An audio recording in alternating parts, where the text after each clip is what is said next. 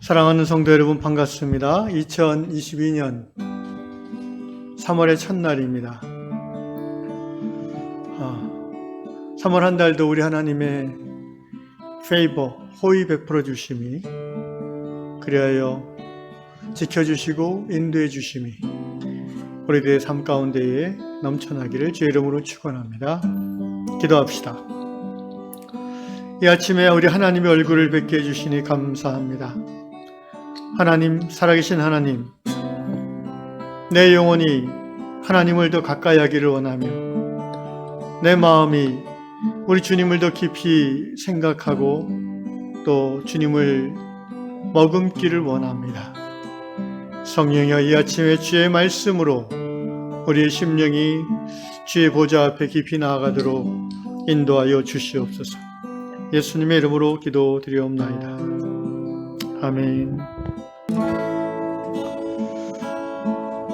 나의 영혼이 잠잠히 하나님을 바라며 찬양하겠습니다. 나의 영혼이 잠잠히 하나님만 바라며 나의 구원이 그에게서 나는도다.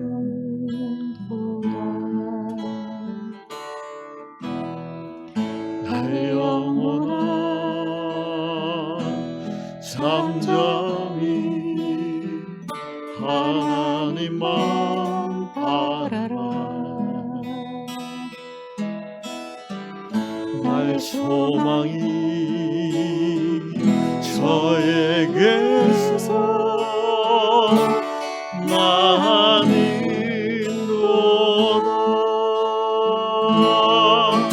오직 주만이 나의 반석, 나의 구원이시니.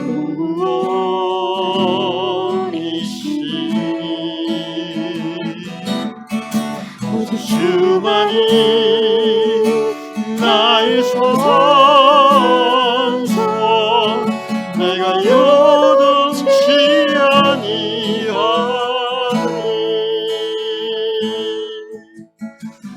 나의 영혼이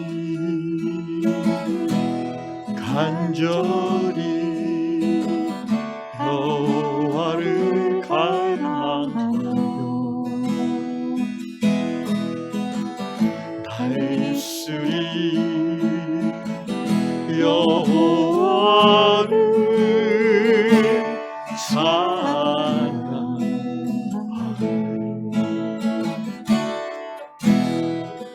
나의 영혼아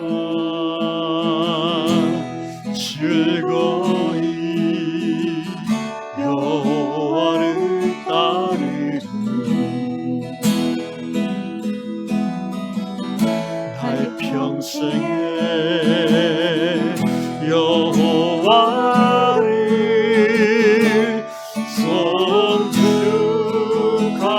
송축하리. 오직 주만이 나의 반석, 나의 구원이시니.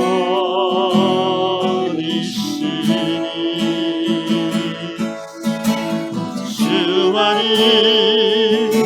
나의 산성, 내가 요동치 아니하리. 오직 주만이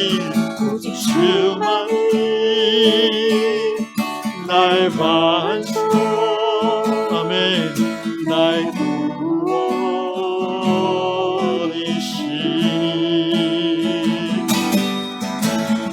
주만이 나의 선서, 내가 요동치 아니하리.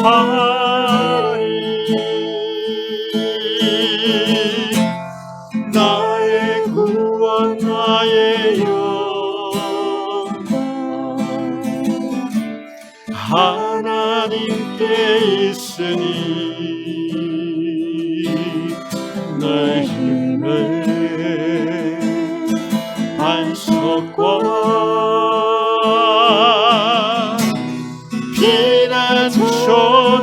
이시네.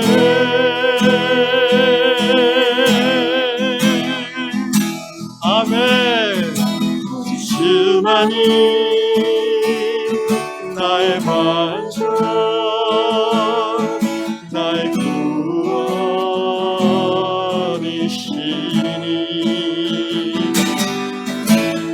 주만이 나의 선서, 내가 요동치 아니하리. 오직 주만이 나의 반석, 나의 구원이시니.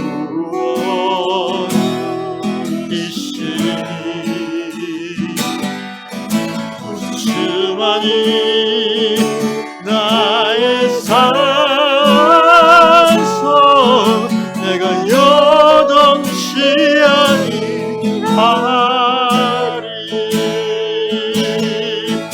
내가 요동치 아니하리.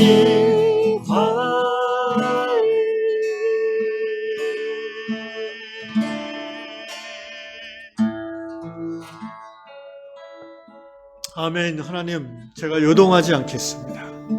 어떠한 상황에서도 주님만이 나의 반석이시며 구원이심을 고백함으로 좌로나 우로나 치우치지 아니하고 오직 하나님이 제게 명하신 그 길을, 그 사명의 길을 주여 끝까지 걸어가기를 원합니다.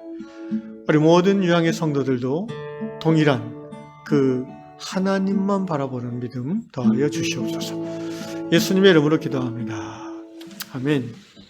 네, 하나님께서 3월의 첫날 우리에게 주시는 말씀, 여호수아 1장 5절과 5절로부터 9절까지의 말씀. 여호수아 1장 5절부터 보겠습니다. 9절까지. 내 평생에 너를 능히 대적할 자가 없으리니 내가 모세와 함께 있었던 것 같이 너와 함께 있을 것임이니라. 내가 너를 떠나지 아니하며 버리지 아니하리니 강하고 담대하라. 너는 내가 그들의 조상에게 맹세하여 그들에게 주리라 한 땅을 이 백성에게 차지하게 하리라. 오직 강하고 극히 담대하여 나의 종 모세가 내게 명령한 그 율법을 다 지켜 행하고 우로나 좌로나 치우치지 말라. 그리하면 어디로 가든지 형통하리니 이 율법책을 내 입에서 떠나지 말게 하며 주야로 그것을 묵상하여 그 안에 기록된 대로 다 지켜 행하라. 그리하면 내 길이 평탄하게 될 것이며 내가 형통하리라. 내가 내게 명령한 것이 아니냐. 강하고 담대하라. 두려워하지 말며 놀라지 말라. 내가 어디로 가든지 내 하나님 여호와가 너와 함께 하느니라 하시니라. 아멘. 오늘 다락방 이야기는 미국 아이다호주에 사는 켄 형제의 글입니다. 형제는 우리식으로 말하면 이제 1인 가구인데 다락방 영어 본문을 보면 형제가 사는 집을 a small trailer home 이렇게 표현해 놨습니다. 트레일러 홈이라는 그 주거 개념은 제가 이제 미국 그 소설을 좀 읽다가 저도 이걸 알았는데 어떻게 보면 아주 저렴한 형태의 그 작은 그런 스몰 트레일러니까 아마 우리로 치면 오피스텔 면적 한 4평, 5평 정도 되는 그래도 우리나라 그 쪽방보다는 훨씬 나은 것 같습니다.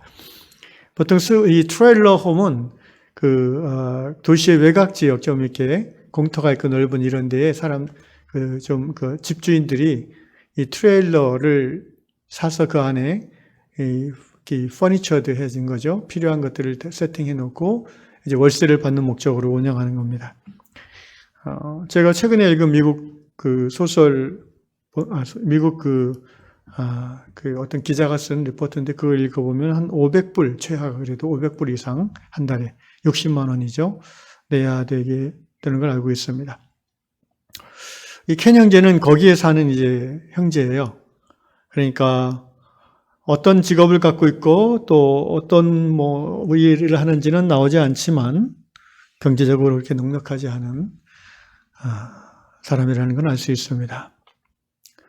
형제가 이제 적은 내용은 이거죠. 코로나로 인해서 아마도 직장을 그만두게 되었는지 많은 소상공인들이 우리나라에서도 이제 결국 종업원을 내보내고 혼자 일하다가 그것마저 안 되면 이제 빚이 쌓이면 닫게 되지 않습니까? 뭐 비슷한 상황이 미국에도 있다고 볼 수 있죠.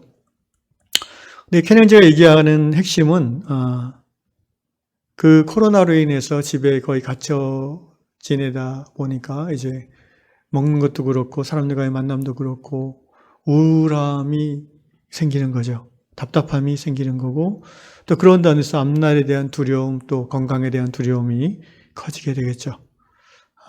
이 상황에서 이제 켄 형제는 하나님 앞에 이제 정말 홀로 머물 수밖에 없는 그런 상황이 되었다는 겁니다. 형제의 이야기를 읽으면서 이런 생각이 들었습니다. 그 예나 지금이나 큰 재앙 앞에서 가장 고통받는 사람들은 가난한 사람들이라는 겁니다. 어떤 홍수나 태풍이나 이런 자연재해 앞에서 지진과 또 그렇죠. 지진이 나서 그 나라의 대통령이나 또 무슨 국회의사당이 무너졌다는 얘기는 저는 아직까지 한 번도 안 들어봤습니다. 그 IT가 한번 그랬었네요, 옛날에. 어쨌든 거의 선진국들, 뭐 중국도 그렇고,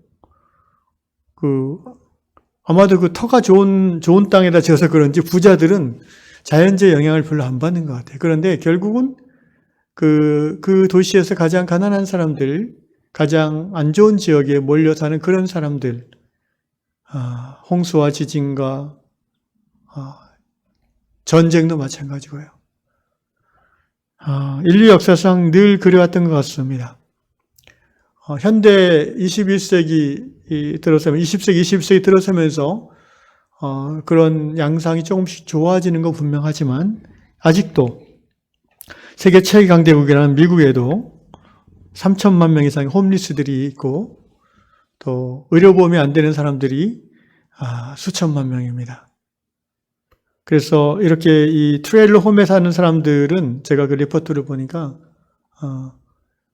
병원을 못 가요. 그러니까 그냥 참고 있다가 결국은 병원 가면 이제 큰 병이 돼버리는. 미국만 그렇겠습니까? 우리나라의 독거노인들 그런 분들 많이 있겠죠. 얘기가 좀 딴 데로 갔습니다. 어쨌든 우리 켄 형제는 하나님 앞에 이 고난의 상황 속에서 이제 홀로 소위 그 코람데오 하나님 앞에 이제 머물 수밖에 없게 됐어요. 놀랍게도 또는 감사하게도 이 형제는 그 상황에서 성경의 말씀을 붙잡았다는 거죠. 오늘 읽은 여호수아 본문을 켄 형제는 묵상했다는 것입니다. 그런데 형제의 눈에 오늘 여호수아 본문에서 딱 들어오는 구절이 있었는데 강하고 담대하라라는 말씀이었습니다. 이 말씀이 6절과 7절과 9절에 세 번이나 나오죠. 하나님께서 모세의 뒤를 이은 차세대 지도자 여호수아가 사역을 공식적으로 시작할 때에 하나님이 주시는 격려와 또 지지의 말씀이죠. 신앙이란 것은 바로 이런 것입니다. 여러분, 켄 형제가 여호수아는 지금부터 거의 한 3,200~300년 전 그 이스라엘 나라의 사람이고 이 켄이라는 사람은 21세기 미국에 사는 가난한 형제인데 이 여호수아에게 행한 하나님의 말씀이 켄 형제에게는 자신에게 하나님이 말씀하신 것으로 들렸다는 것입니다. 여러분, 이것이 신앙의 신비요 성령의 역사인 줄로 믿습니다.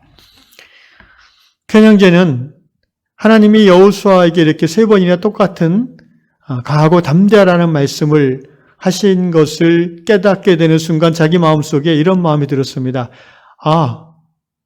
하나님이 여호수아를 보살피시는 것처럼 나를 보살펴 주시겠구나라는 믿음이 생겼다는 거예요.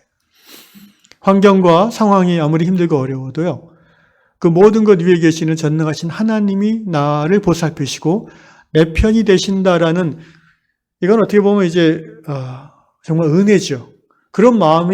그런 생각이 내 마음에 쑥 스며드는 것은 이거는 인위적으로는 불가능한 일이 아니겠습니까? 바로 그 순간 내 안에 두려움과 염려와 걱정은 사라지고 자신감이 생기는 거예요. 담담이 생기는 거예요. 그래, 하나님이 나를 보살펴 주시니까 나는 이 어려움도 이겨낼 수 있다라는 고백이 나오게 되는 것입니다. 여러분, 진정한 그 믿음의 고백은요, 그래서 행동으로 표출되게 합니다. 우리의 행동이 바뀌는 거예요.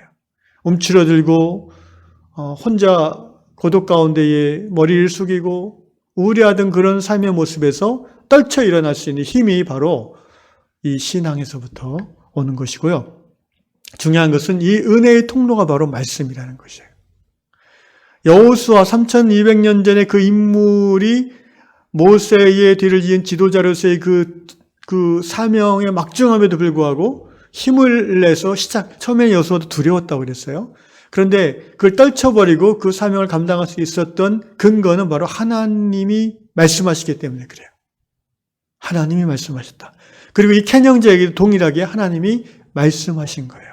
그걸 어떻게 켄 형제는 기록된 성경을 읽고 묵상함으로 그 말씀을 받은 거예요.